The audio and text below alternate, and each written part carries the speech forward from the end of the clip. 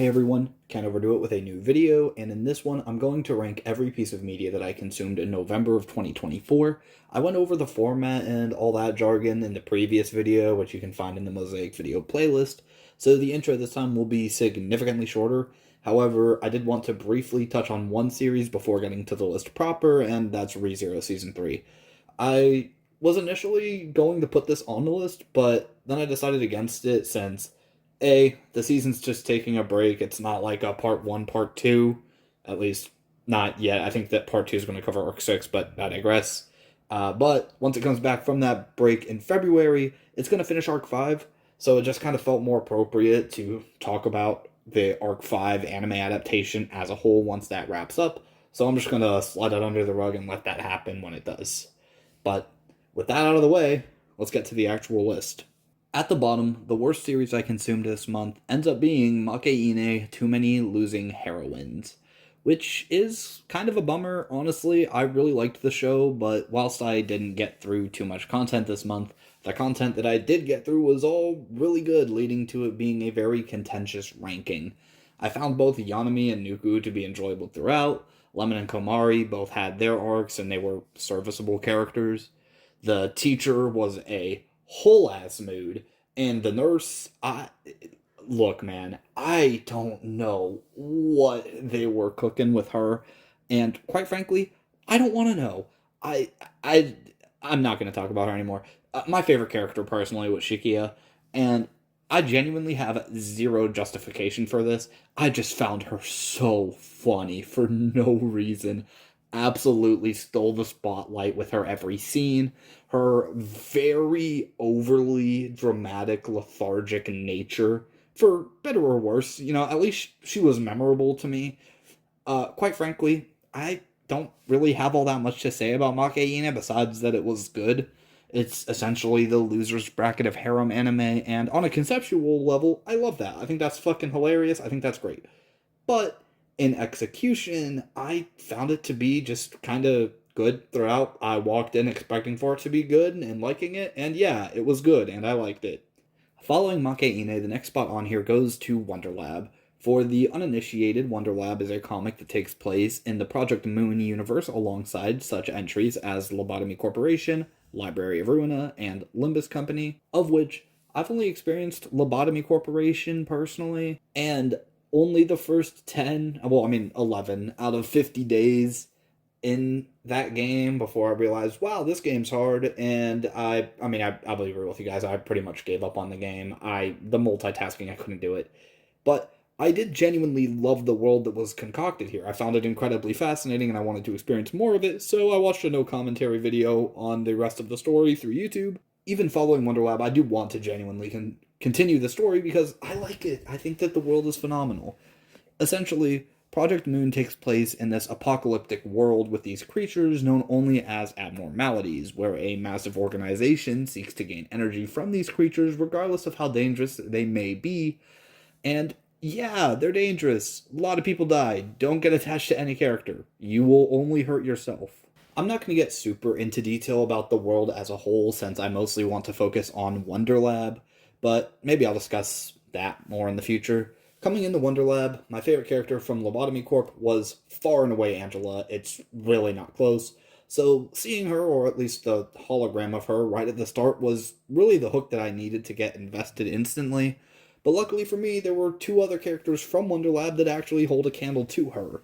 That being said, we actually follow a trio, and with that being said, Tai was pretty easily the weakest member here for me.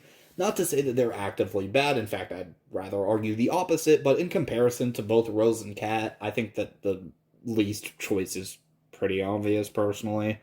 Rose did stand out a lot to me, especially towards the end of her story, and quite frankly, after those scenes, I actually had her above Cat. The problem is that there was another arc after that, and yeah, Cat's the reason to read this, in my opinion. Mainly because I really cannot compare Cat to any other particular character that I've come across because the way she's written is just so bizarre, but it works nonetheless. And I think that this is particularly important to mention because I have read a lot of stories, I have watched a lot of stories, and the only character who I can compare Cat to is Kat. Like, she's really genuinely a one-of-a-kind character. Now, with all that being said, I do want to make mention that I do plan to continue the series, but unfortunately for Project Moon fans, I'm not going to be getting the correct experience because I'm not going to be playing Library of Ruina myself. Again, like I did with the ending of Lobotomy Corporation, I'm just going to watch a playthrough of it, but I'm going to do that for the entirety of Library of Ruina because, quite frankly, I don't have as much time as I once did. I've got a job, I've got other series that I'd rather consume. I don't have the time investment necessary to properly dig my hands into Ruina.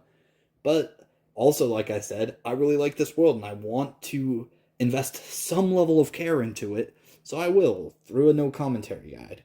However, with that being said, I am going to be properly playing through Limbus whenever I get around to that, which obviously is going to be after Ruina, but when I get around to Limbus, I will be playing through like all the Cantos and all the... I haven't played it, I don't know exactly what it has, but I will be playing through Limbus properly. I just wanted to make that mention here and now. That way, when I talk about Library of Ruina in the future, it's going to be like focused on the story and stuff and not at all on the game. And now for the light novels, I ended up reading 3 this month, and what do you know, that's why this list is so short. But at number 4, I have Torture Princess Volume 7.5, and Torture Princess is a series that I really wish that I did reviews for, like even with the community post reviews, when I started the series, because quite frankly, the portion of you listening to this entire Yap session who haven't even so much as heard of Torture Princess is probably pretty vast, for not taking into account my own channel, which I've featured Torture Princess in a couple of edits. With this one in particular being Volume 7.5, one of the later entries in the series, it creates this aura of being very difficult to talk about, especially given how niche it is. So instead, I'm going to attempt to sell you guys on the series, and if that don't work, then, I mean, the timestamps are below, you can just skip ahead. So, Torture Princess, first and foremost, is an isekai. A young man who was brutally killed in his home world, Kaito Sena, is sent to a beautiful, new, exciting, magic-filled world with princesses and demons and... I mean, you get it. But yeah, that's technically true.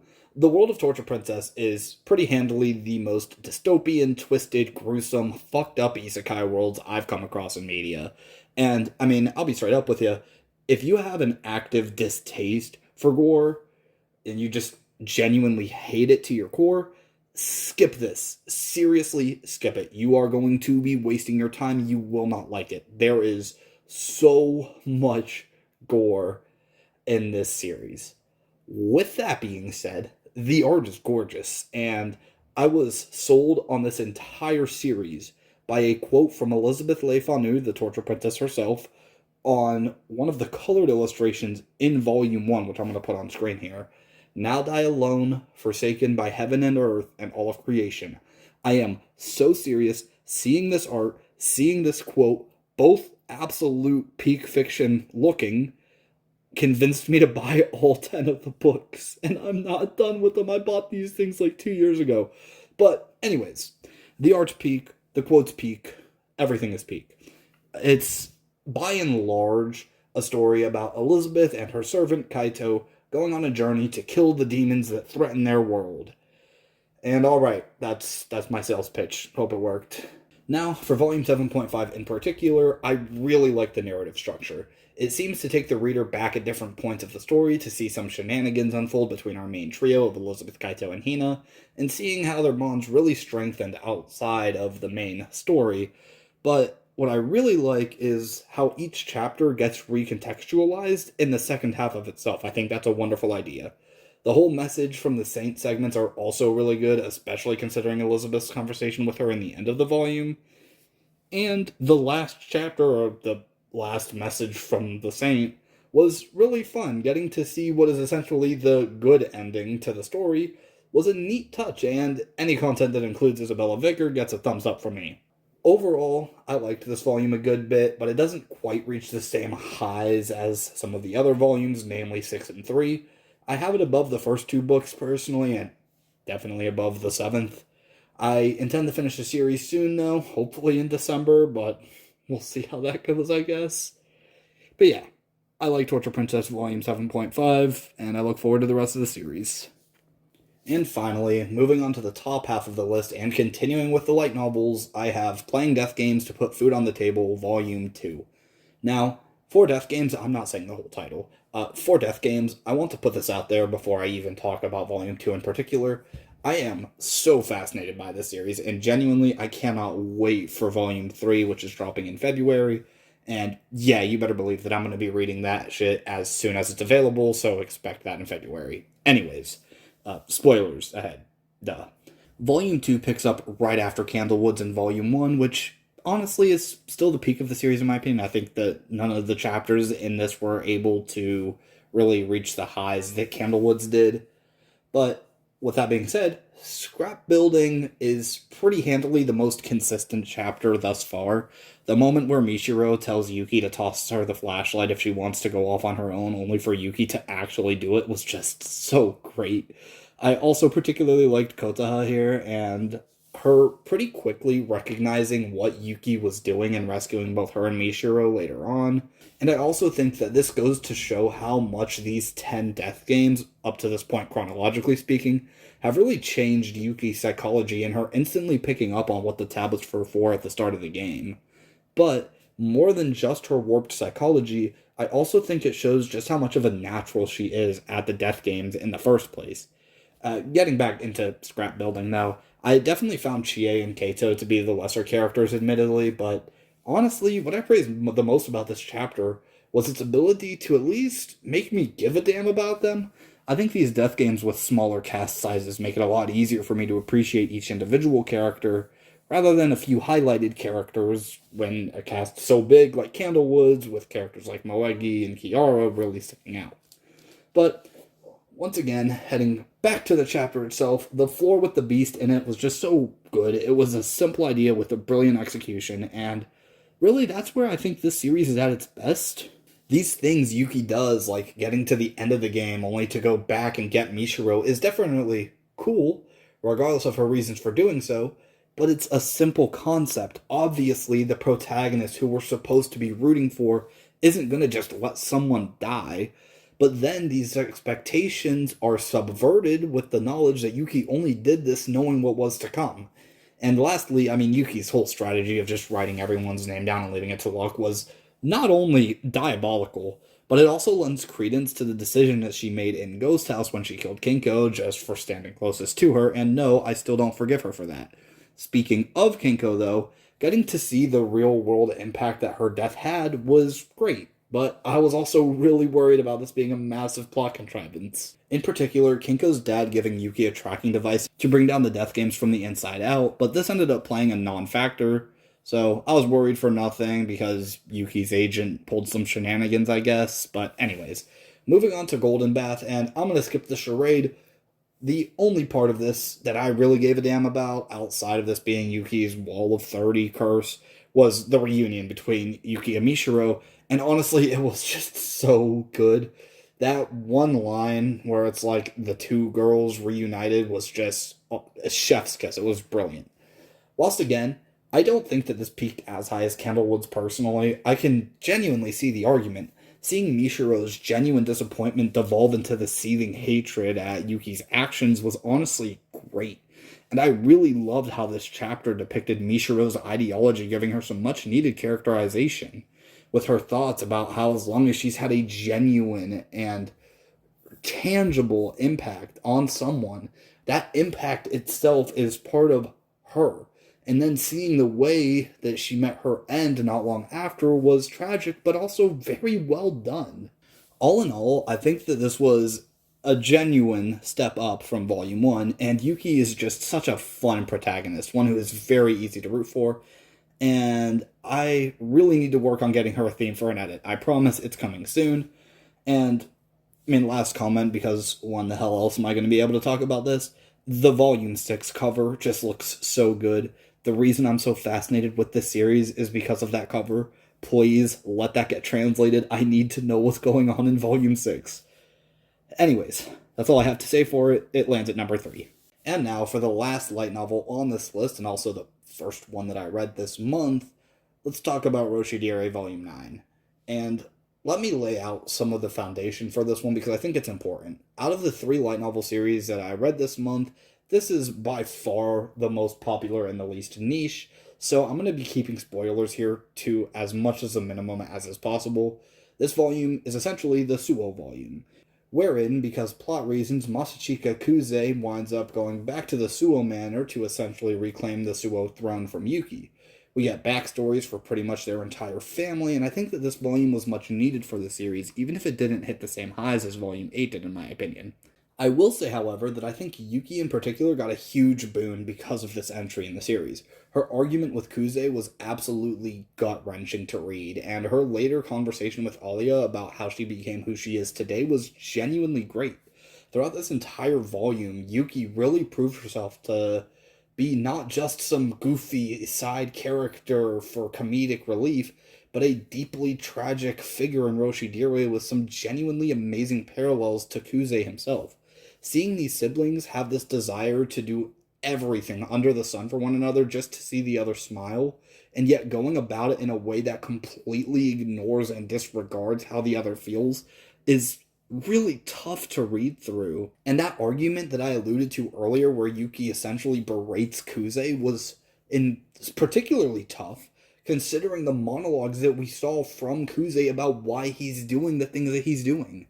Both characters genuinely want what's best for the other, but have a difficult time being able to do that, which is simultaneously wonderful and downright tragic. And this doesn't even begin to unpack the stories of their parents, and even their grandpa got a backstory. What?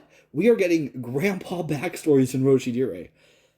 Anyways, I'm looking forward to the remainder of the series, though, and it's currently one of my favorite series ever, so obviously there's going to be a level of bias here. But I genuinely think that Volume 9 is great. Like I said, I don't think it reaches quite the highs that Volume 8 did, but Volume 9 is still a fantastic read, and I recommend the series to anybody. Now for number 1, and this is a very unique situation in which I haven't explained one of the criteria for these mosaics because there hasn't yet been a reason to. However, like I said in the other video, I've been doing these mosaics for almost 2 years now, and I'm not going to change my criteria based on doing them in a video format. So, because the series ended in November, taking the number 1 spot isn't the ending itself, but rather the entire series of Oshi no Ko. Alright, let me just get this out of the way. When I'm discussing this, I am not taking the anime into consideration. Want my opinion on the anime? It's great, go watch it, I recommend it, W stuff for real, moving on. Oshi no Ko was a series that really took me by surprise. I liked it conceptually. Taking a deeper look behind the entertainment industry and essentially getting to see the underside of the iceberg is great.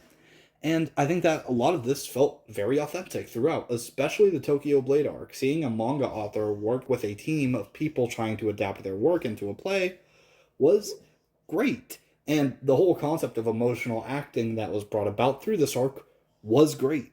I think that the beginning of the series is also pretty good on the whole. Not the best in fiction or anything close, but I do think it does a good job of generally being able to hook people in, as was seen with the anime gaining popularity after just the first episode, and yeah, I was one of those guys.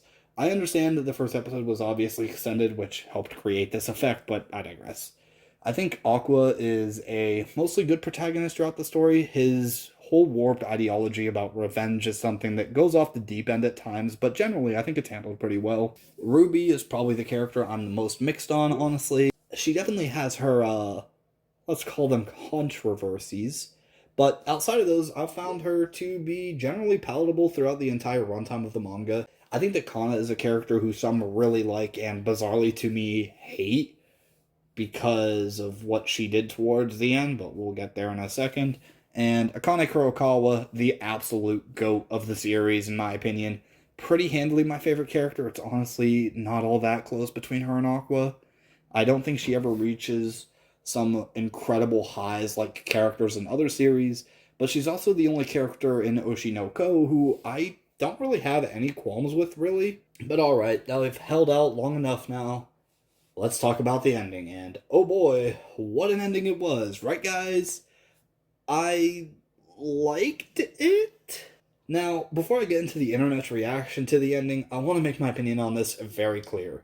In my opinion, the ending to Oshi no Ko was not bad. I don't think it's a Hall of Fame peak ending like Code Geass, Totino, Umineko, but I do disagree with the notion of it being actively bad. Personally, I found it to be perfectly fine and serviceable. I think that there are some genuine criticisms about it, though, particularly with the feeling a bit rushed. And as a self proclaimed Nino Nakano enjoyer, aka someone who read quintessential quintuplets, I'm no stranger to a rushed ending. So, I mean, maybe that plays a part in my more okayness with the ending. But let's focus on Aqua a bit, and obviously, through that, his death. Which I am actually a little bit mixed on. I think that him dying in the end without really and truly being able to overcome himself and truly drown in this psychological consumption with his obsession on revenge is tragic. And I don't think that anybody's going to deny that. The way that I view it is that Oshi no Ko, from its very inception, has always been a tragedy, specifically about people from the entertainment industry, and I believe that Aqua's death is the final nail in the coffin, so to say. Just as the story started as a tragedy, it ended as one too. I don't think every story needs a happy ending, nor do I think that every non-happy ending is inherently bad, just as I think that not every happy ending is inherently good. But one big thing that I saw was people being upset at Kana for slapping Aqua's corpse at his funeral. Which, if you are someone who has zero context, I understand the criticism. She did something incredibly disrespectful and, quite frankly, cruel. But I equally think that there are a few things to remember here. With the biggest point being that Kana directly stated that this is something that she would do if he died. She's very clearly grief stricken in this moment with her venting her frustration about how she never got to tell him how she really felt. And so, obviously, it's human nature to be acting in a way which may be unbefitting in most scenarios. Aqua is someone who has a profound impact on Kana's life pretty much since she was a kid.